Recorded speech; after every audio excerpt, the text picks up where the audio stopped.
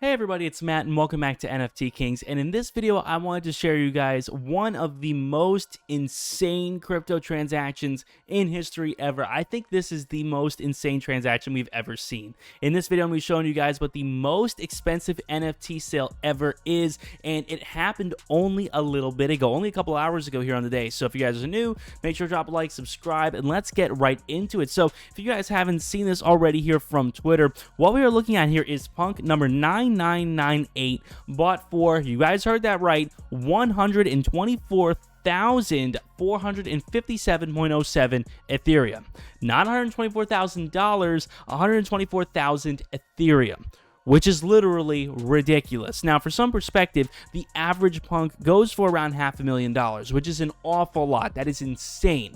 But this is 1,000 times more than that. What we're looking at here is not 532,000 United States dollars, 532 million United States dollars, which is hard to physically comprehend.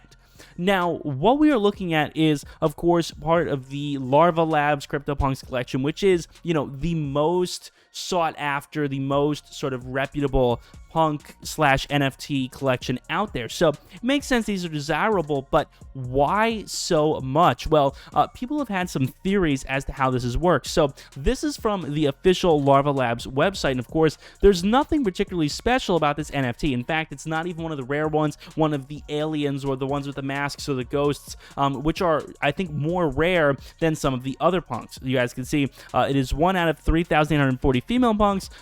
It shares white hair, wild white hair with 136 of them, black lipstick with 617, and the green clown eyes with 382. So nothing overwhelmingly unique about this one. It would probably be sort of mid-tier when it comes to the Punk collection. But you guys can see it is currently owned by the address 0xEF746B.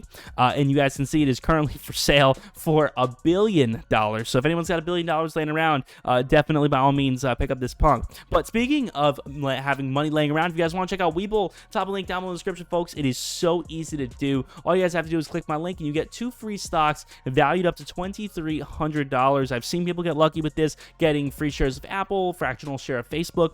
So congratulations to whoever has gotten lucky with their free stocks. But it really is a good idea to start investing in stocks and crypto, and you guys can do all of that with Webull. And of course, if you guys like me, you want to support the channel, I get a few free stocks as well. So use my link at the top of the description. I immensely appreciate it, guys. So when it comes down to it, when we take a look at this, this is kind of a lot to unpack. So we obviously see it in sort of the main kind of price ranges, which are still an awful lot, but let's be honest, they're definitely nowhere near the $500 million mark. So we watch it go back and forth, offer, withdrawn, off, withdrawn, eventually to where it is sold to this guy here for $346,000. So it is coming from 0xC to 0xe, and then that is transferred here from 0xe to another wallet here, 0x8.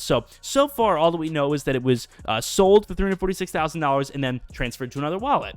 And then after that, you guys can see, of course, there is an offer for $511 million, and then it is sold for $532 million. So the 0x8e guy sells it here to 0x9. Now, the idea here is that this is probably the same person.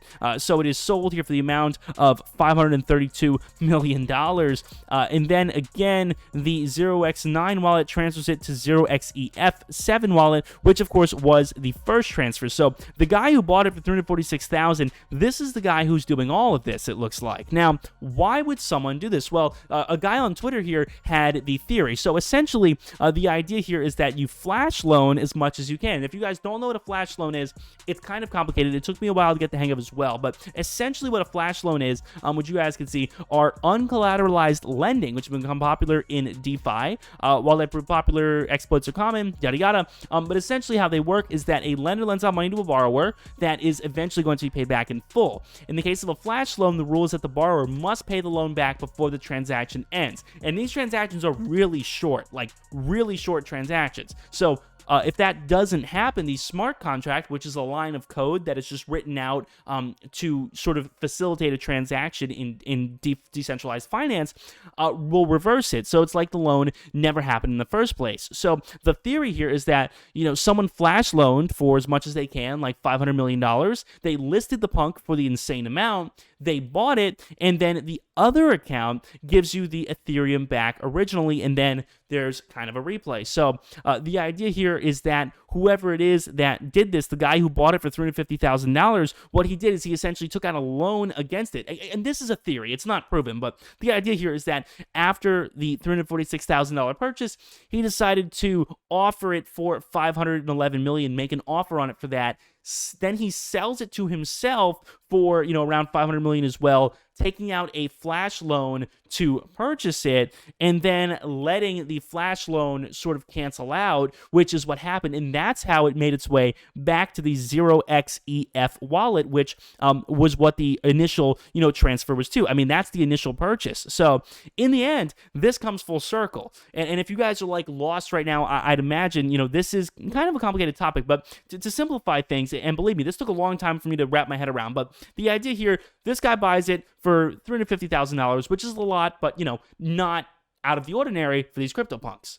Entering the millions, that's where things get crazy. So, $500 million is definitely not normal for CryptoPunks like this. So what he does is he buys it for a less price, obviously something that's more normal, which is still an astronomical amount, but he buys it for $346,000, then writes up, essentially, he doesn't write it, but he facilitates this smart contract, which is where a line of code is written out to sort of facilitate this transaction, and he offers it to himself for $500 million. Then he goes to buy it, but then smart contract fails, and it sends it back to the original wallet because the flash loan is ended, which he wasn't able to pay back. So essentially, he went through all of this, I think, absorbing a lot of fees. I think he actually went through a lot of Ethereum gas fees on this, I would imagine. And then he does this.